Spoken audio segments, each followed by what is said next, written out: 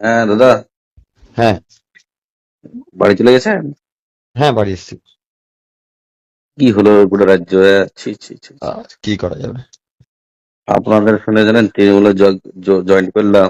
হ্যাঁ, হ্যাঁ। আপনার দেখা দেখি তৃণমূলে জয়েন করলাম, আমাদের ভবিষ্যৎটা হুম। নষ্ট হয়ে গেল। হ্যাঁ। আমার সঙ্গে কথা বলে করেছো তুমি? হ্যাঁ? তুমি কি আমার সঙ্গে কথা বলে জয়েন করেছো? না না, আপনার তুমি তোমার নিজের মতো করেছো? না আপনার দেখা দেখি, বুঝতে পেরেছেন? আমার আমার তো ব্যক্তিগত কারণ ছিল। আহ, আমার তো ব্যক্তিগত কারণে আমি তৃণমূল জয়েন করেছি। আমার তো মানে আদর্শগত কারণে না। আচ্ছা আচ্ছা আচ্ছা। কিন্তু তুমি জয়েন করেছো, তুমি এখন এটা আমার ঘাড়ে দোষটা বলে তো হবে না যে দাদা তোমার দেখা দেখি গেছি। কারণ আমার দেখা দেখি আমি কাউকে জয়েন করতে বলিও নি, হতেও বলিনি। আমাদের রাজনৈতিক জীবনটা নষ্ট হলে সিপিএম তো নেবেও না আমাদেরকে, বুঝতে পেরেছেন? সিপিএম যাবো তো না আমি। হ্যাঁ প্রয়োজনে বসে যাবো, তাও কি আছে, কিন্তু সিপিএম যাবো না। হ্যাঁ, সেটাই তো। এবার একটা ভবিষ্যৎ ছিল আমাদের, জানেন? ভবিষ্যৎ ছিল, বামফ্রন্ট ছিলাম ভেবে।